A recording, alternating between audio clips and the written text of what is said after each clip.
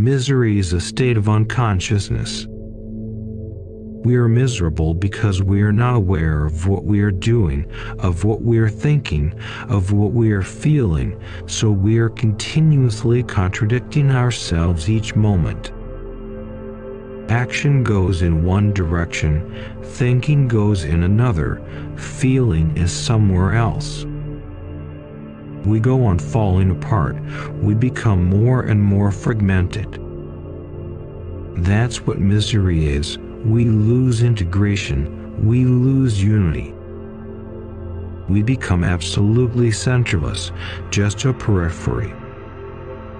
And naturally, a life that is not harmonious is going to be miserable, tragic, a burden to be carried somehow, a suffering.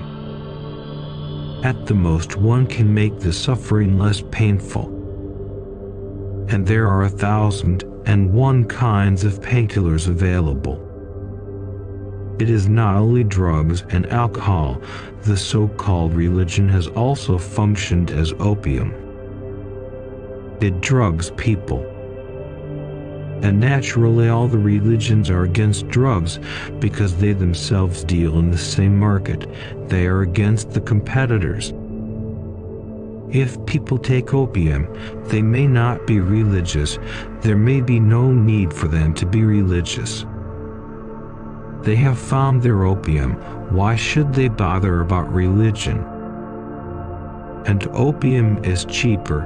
There is less involvement. If people are taking marijuana, LSD, and more refined drugs, naturally they are not going to be religious because religion is a very primitive drug.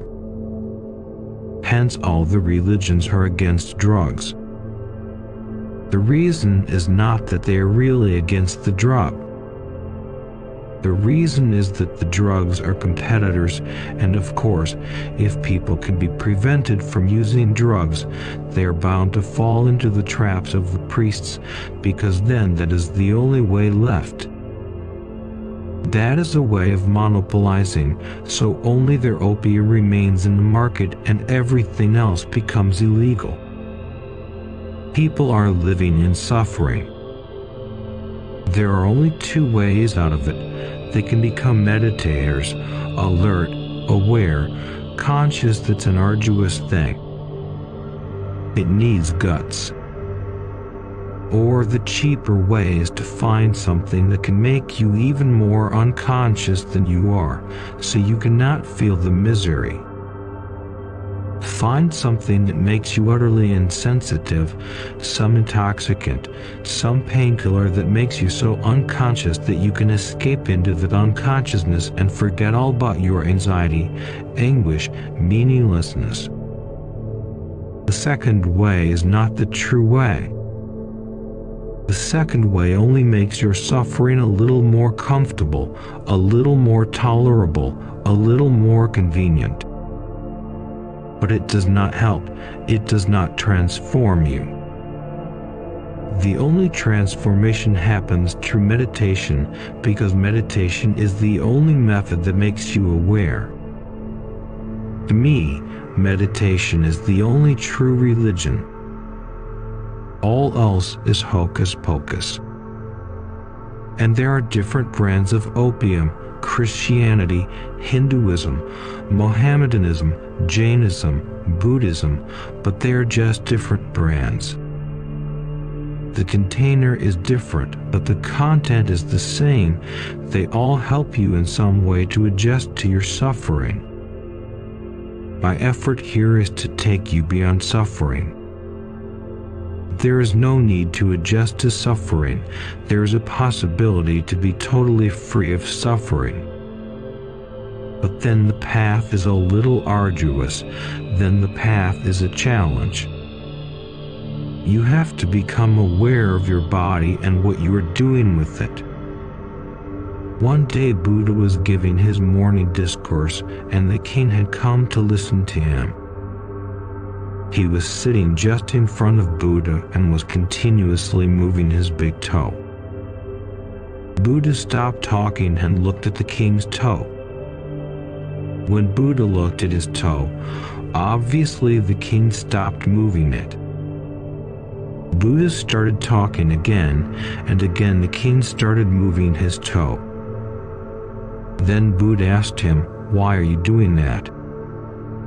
The king said, "Only when you stopped speaking and looked at my toe did I become aware of what I was doing, otherwise I was not at all conscious."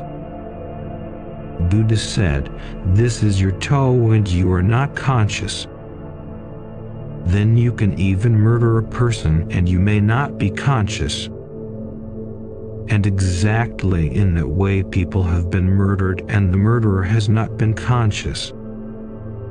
Many times in the courts, murderers have absolutely denied that they have murdered. First, it used to be thought that they were just deceiving, but the latest findings are that they are not deceiving, they did it in an unconscious state. They were so enraged, they were so angry at that moment that they were possessed by their rage. And when you are raged, your body secretes certain intoxicating poisons, your blood becomes intoxicated. To be in a rage is to be in a temporary madness, and the person will completely forget about it because he was not aware at all. And that's how people are falling in love, killing each other, committing suicide, doing all kinds of things. The first step in awareness is to be watchful of your body. Slowly one becomes alert about each gesture, each movement. And as you become aware, a miracle starts happening. Many things that you used to do before simply disappear. Your body becomes more relaxed. Your body becomes more attuned. A deep peace starts prevailing even in your body. A subtle music pulsates in your body.